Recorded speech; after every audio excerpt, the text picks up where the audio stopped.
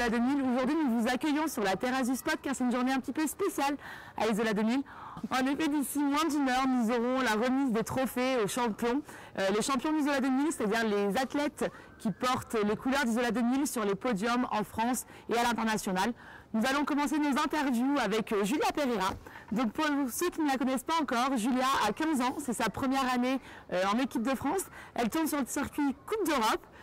Pour sa première année, elle a même remporté le circuit Coupe d'Europe. Bonjour Julia. Bonjour. Comment vas-tu? Bien. Ça va? Ça va nickel. Ce week-end, tu es rentrée à la maison, du coup, j'imagine, pour te ressourcer et pour venir à la cérémonie des trophées? Venir à la cérémonie et voir un peu les copains, voilà. Ça fait toujours du bien? Ouais. Ok. Écoute, Julia, on va revenir un petit peu sur ta saison qui a été assez exceptionnelle. Donc, comme je le disais juste avant, tu as 15 ans. Tu es la nouvelle venue sur le circuit européen et même sur le circuit mondial car tu as gagné ta place pour la Coupe du Monde en fin de saison, c'est ça? Ouais, j'ai pu participer à 3 Coupes du Monde, du coup c'est cool. D'accord. Et du coup, tourner sur le circuit européen, circuit mondial, quand tu as 15 ans et que tu viens d'arriver en équipe de France, ça fait pas un peu beaucoup pour une première année? Bah, déjà, je ne m'attendais pas à de tels résultats. Déjà, avant d'arriver sur le circuit européen, je me suis dit bon, je vais faire quelques petits résultats, mais pas autant, pas gagner la Coupe d'Europe directement et encore moins aller sur des Coupes du Monde dès la première année. Du coup, quand on m'a dit que j'allais participer à une Coupe du Monde, j'étais choquée, mais j'étais en même temps super contente, super excitée. Ouais. Et tu as eu peur du coup? Enfin, il y a eu quand même de l'appréhension ou c'était que de l'excitation et on y va à fond? Il y a eu beaucoup d'excitation et ouais, on y va à fond, mais un peu peur parce que les borders, c'est vrai qu'ils sont vachement différents, ils sont beaucoup plus gros, ils sont beaucoup plus impressionnants, mais en fait tout est fait pour que ça passe bien et du coup c'est vraiment bien. D'accord, ouais, parce que en fait finalement avant cette saison, donc même la saison passée, tu étais uniquement sur le circuit français, donc sur des borders au niveau national.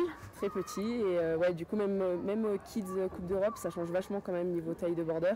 Et du coup, Coupe d'Europe et Coupe du Monde, c'est juste la différence, elle est juste flagrante. D'accord, ok. Donc juste énorme. Une année, du coup, j'imagine, riche en émotions. Ouais. Ça fait quoi quand tu as 15 ans, du coup, que tu cours avec des seniors, avec certaines personnes qui ont peut-être le double de ton âge? Ouais. Comment ça se passe pour te faire une place sur le circuit, pour te faire une place même au sein de l'équipe de France? Ça se passe que on rigole, on arrive, on s'intéresse un peu aux autres, on pose des questions parce que quand je suis arrivée en Coupe du Monde, j'avais tous les plus grands en fait du snowboard et du coup c'est vrai qu'on pose beaucoup de questions, on demande comment ça se passe, on nous donne des conseils et tout, du coup l'intégration elle se fait super bien. Super naturellement finalement. Super naturellement. Et c'est vrai que niveau émotion cette année ça a été très bien parce que moi j'adore et c'est vraiment cool. Et surtout qu'en plus j'ai oublié de le dire dans ta petite présentation, mais tu as également fini 3e au championnat du monde junior et tu as eu le titre de championne du monde par équipe avec ta coéquipière Manon. Ouais, les championnats du monde junior déjà j'y suis allée à la place d'aller aux Jeux Olympiques de la jeunesse européenne. Ça a été un choix du coup de faire l'impasse sur une épreuve? Ça a été un choix déjà, le lieu des Jeux Olympiques européens junior ça a été déjà un peu tendu. Ouais. Et du coup, quand on m'a proposé les championnats du monde junior, c'est vrai que j'ai pas hésité une seule seconde et je me suis dit bon feu, on y va.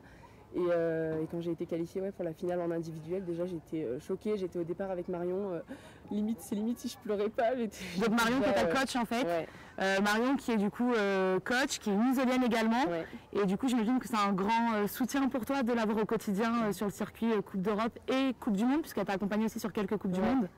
C'est vraiment c'est un soutien psychologique, c'est une personne sur qui on peut compter du coup, vu qu'elle me connaît depuis que je suis toute petite, elle m'a coachée, donc du coup forcément c'est vrai que c'est vraiment bien et puis on s'entend super bien.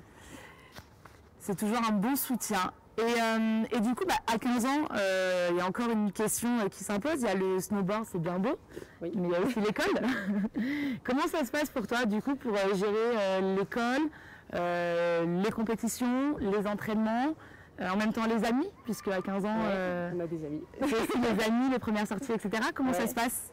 Ça se passe qu'au début de l'année, je suis rentrée à Villard-de-Lans au lycée et c'est pas une structure vraiment adaptée pour ce genre de choses. On nous le fait croire, mais pas vraiment en fait, parce que c'est vrai qu'il y a quand même école d'hiver et vu que moi j'ai fait beaucoup plus de compétitions que les autres, j'ai loupé vraiment beaucoup d'écoles et vu que là j'ai été prise à Albertville, ça va vraiment bien se passer. D'accord, qu'il y a une structure un peu plus adaptée finalement à la pratique de la compétition à haut niveau. Et puis même les professeurs au niveau des cours, ils sont vachement plus présents, ils peuvent vraiment nous aider chacun de notre côté. D'accord, ok. Et donc maintenant qu'on arrive à mi-avril, ça y est, la saison elle est terminée pour toi. Ouais. Mais ça va pas vraiment être du repos, j'imagine. C'est quoi là le programme, ton programme du coup jusqu'à l'hiver prochain? Le programme, c'est déjà rentrer à Albertville, me remettre dans les cours à fond. Ouais. Et après, il va y avoir un gros travail physique parce que c'est vrai que quand je vois les autres en Coupe du Monde et le gabarit, je me dis que je suis pas encore là. Ouais, et le physique fait beaucoup également dans cette pratique. Ça joue vraiment. Ouais. Et du coup, surtout dans le border cross. Et du coup, vraiment cet été, il va falloir travailler physiquement. Mais je sais que je peux le faire. Donc, un peu de vacances quand même? Cet été peut-être?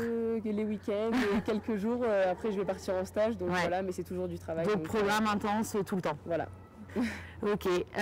Quels sont tes objectifs pour l'année prochaine du coup, Julia? L'année prochaine, si je reste dans le groupe Coupe d'Europe, gagner le classement Coupe d'Europe encore une fois. Maintenant que tu l'as gagné une première fois, tout le monde dit la barre est vraiment et tout, mais une fois qu'on a touché les choses, on a envie de refaire pareil et voir mieux. Donc du coup, refaire ça, retourner au championnat du monde junior, faire mieux que 3e, regagner avec Manon, vu que Manon aura encore l'âge pour les faire. Et aller encore sur plus de Coupes du Monde et faire encore des meilleurs résultats. Et voilà. Qu'est-ce qu'on peut te souhaiter alors? Me souhaiter pas de la chance, parce que c'est pas de la chance, mais du soutien, beaucoup de travail, du travail, et voilà, et plein de bonheur pour la suite. Et écoute, c'est tout ce qu'on te souhaite, Julia. merci. Et puis permets-moi au nom de toute la station de te dire quand même bonne chance et on sera vraiment derrière toi. C'est cool, merci. Merci d'être venue, Julia. Merci.